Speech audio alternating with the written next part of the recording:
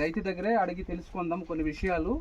ఆ పేర్లు వచ్చింది, హౌసింగ్లో పేర్లు వచ్చింది, కానీ పేర్లు వచ్చిన వెంటనే ఆ బేస్మెంట్ లేకుండానే ముందు డబ్బులు కడితేనే బిల్లులు పడుతుంది అని చెప్పేసి డబ్బులు తీసుకున్నారట.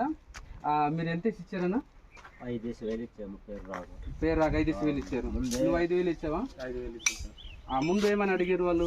ముందు బేస్మెంట్ శాఖ ఉంటా డబ్బులు 5,000 కడితేనే బిల్లు అవుతుంది అని చెప్తారు సార్. అప్పుడు మీరు కట్టారు. మీరు కూడా సేమే కదా, మీరు కట్టారు కదా, మీకు ఇల్లు వచ్చిందా? మాకు రాలేదు సార్. రాలేదు. డబ్బులు అయితే కట్టారు, డబ్బులు కట్టాము, కానీ బిల్లు పడలేదు. పడలేదు. మరి ఇప్పుడు ఏమంటున్నారు వాళ్ళు?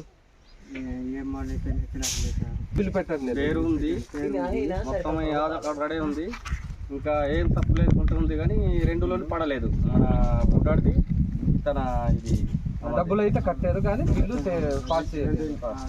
ఎవరికి ఇచ్చారు? కాంట్రాక్టర్ గారికి ఇచ్చారు. మీరు కూడా ఇచ్చారు. మీకు ఇల్లు వచ్చింది కదా, వచ్చింది కానీ ముందే డబ్బులు కట్టారు. ఓకేనా? ఇదిగో అంటే ప్రజల మారుమూల ప్రాంతాల్లో ఉన్నటువంటి ఒక విషయాలు కొన్ని బాగానే జరుగుతున్నాయి.